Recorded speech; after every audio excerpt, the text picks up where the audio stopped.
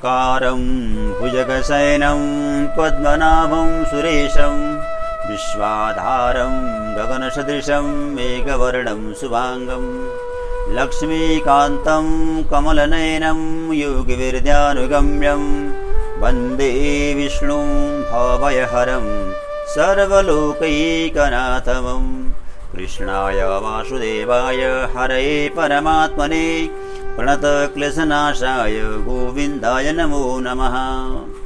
मित्रों नमस्कार, मैं आचार्य जगन्नाथ शर्मा आप सभी का इस धार्मिक कार्यक्रम में स्वागत करता हूँ।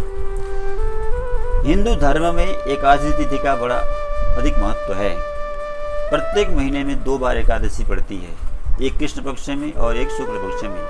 इस प्रकार साल में कुल 24 एकादशियाँ पड़ती हैं। आषाढ़ मास के कृष्ण पक्ष में पड़ने वाली एकादशी को योगिनी एकादशी के नाम से जाना जाता है। एकादशी तिथि भगवान विष्णु को अति प्रिय है। इस दिन विधि विधान से भगवान विष्णु की पूजा अर्चना की जाती है। भगवान विष्णु की पूजा करने से सभी मनोकामनाएं पूरी हो जाती हैं। और इस बार ये एकादशी 5 जुलाई दिन सोमवार के दिन पड़ रही है। एकादशी का व्रत वैसे 3 दिन चलता है। दशमी के दिन प्रारंभ होकर के द्वादशी को पूर्ण होता है। दशमी के दिन एक समय भोजन करें और पूजा की संपूर्ण तैयारी करें और अगले दिन प्रातः काल जल्दी उठ करके सबसे पहले स्नान करना, फिर भगवान को पंचामृत से स्नान करा करके सुंदर पुष्पों से उनका श्रृंगार करना और संभव हो तो विष्णु सहस्त्र नाम का पाठ करना और ओम नमो भगवते वासुदेवाय इस मंत्र का अधिकाधिक जाप करना चाहिए। फिर रात्रि में जागरण करने का भी विधान है, संभव हो तो ये सभी कर सकते हैं। अगले दिन द्वादशी के दिन सुबह जल्दी उठ करके फिर स्नान करना, फिर भगवान विष्णु की पूजन करना और विभिन्न पकवानों मिष्टानों से भगवान को भोग लगाना और ब्राह्मण को बुला करके भोजन कराना और यथाशक्ति यथा ज्ञान उनको दान करना चाहिए। तब जा करके मतलब एकादशी का व्रत पूर्ण होता है। एकादशी के व्रत के प्रभाव से कुष्ठ रोग से छुटकारा मिलता है। अनेक प्रकार के रोगों से उसकी रक्षा होती है। आइए जानते हैं एकादशी कथा की महात्मा। एकादशी तिथि के बारे में भगवान कृष्ण ने जो पांडवों को बताया था वही कथा यहाँ पर है। युधिष्ठिर जी ने पूछा, वासुदेव आषाढ़ के कृष्ण पक्ष में जो एकादशी होती है उसका क्या नाम है, कृपया उसको वर्णन कीजिए।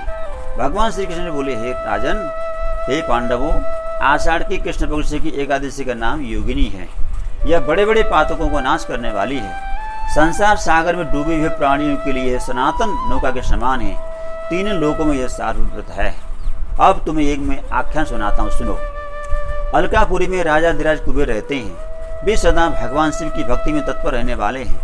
उनके हेममाली नाम वाला एक यक्ष सेवक था जो पूजा के लिए फूल लाया करता था। हेममाली की पत्नी बड़ी सुंदर थी, उसका नाम विशालाक्षी था। वह यक्ष काम पास में आबद्ध होकर सदा अपनी पत्नी में आसक्त रहता था। एक दिन की बात है, हेममाली मानसरोवर से फूल लाकर अपने घर में ही ठहर गया और पत्नी के प्रेम पास का रस स्वादन करने लगा। अतः कुबेर के भवन में न जा सका। इधर कुबेर मंदिर में बैठकर शिव का पूजन कर रहे थे। उन्होंने दोपहर तक फूल आने की प्रतीक्षा की।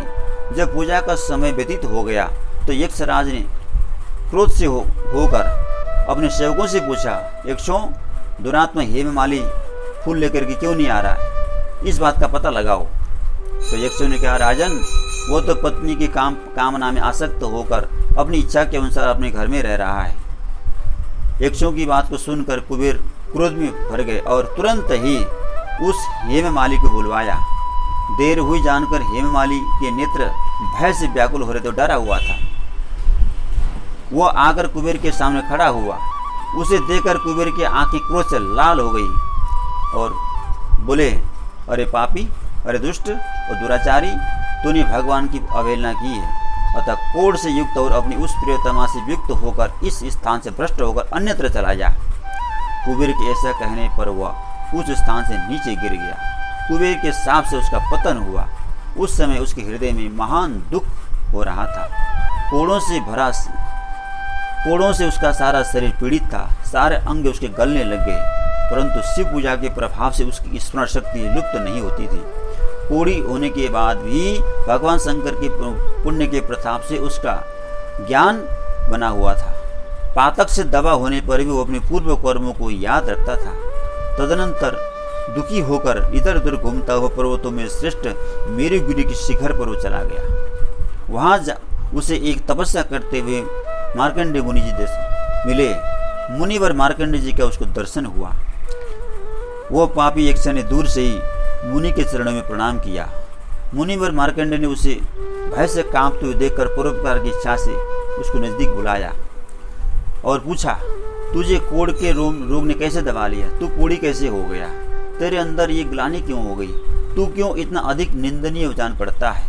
सारी बात पूछी तो यक्ष बोला, हे महामुनि, मैं कुबेर का अनुचर हूँ, सेवक हूँ। मेरा नाम हेममाली है। मैं प्रतिदिन मानसरोवर से फूल ले आकर शिव पूजा के समय कुबेर को दिया करता था। एक दिन पत्नी सहवास के सुख में फंस जाने के कारण मुझे समय का ज्ञान ही नहीं रहा। अतः राजाधिराज कुबेर ने कुपित होकर मुझे शाप दे दिया है।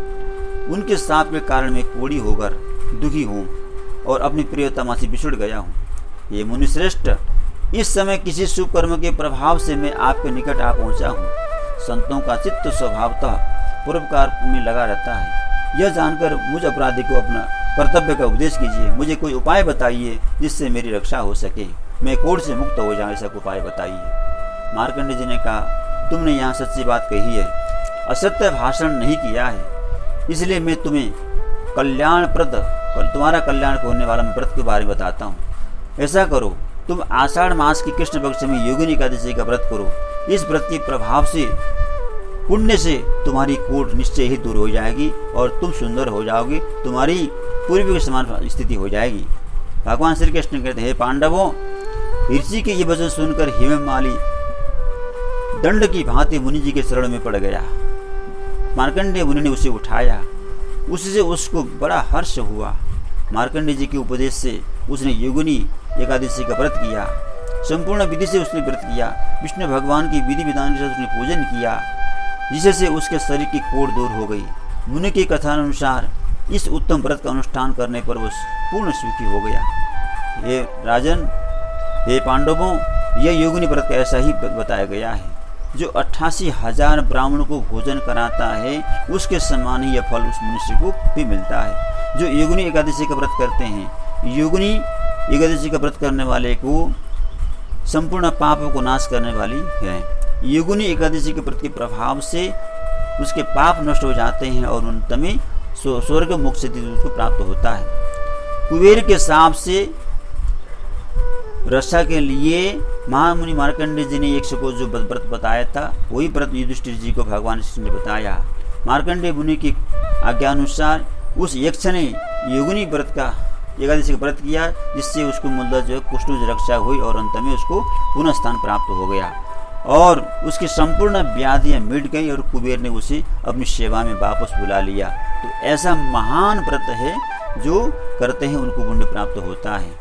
तो व्रत करते समय, पूजा करते समय संकल्प में ये वाक्य बोलना चाहिए कि मम सकल पाप क्षय पूर्वक कुष्ठादि रोग निवृत्ति कामनया योगिनी एकादशी व्रतम हम करिष्ये। ऐसा कहकर जल छोड़ करके फिर भगवान का पूजन प्रारंभ करना चाहिए। तो मित्रों, ये था एकादशी का व्रत का महात्म्य। आपको ये वीडियो कैसा लगा मुझे आप बताते रहिए। जय श्री कृष्ण।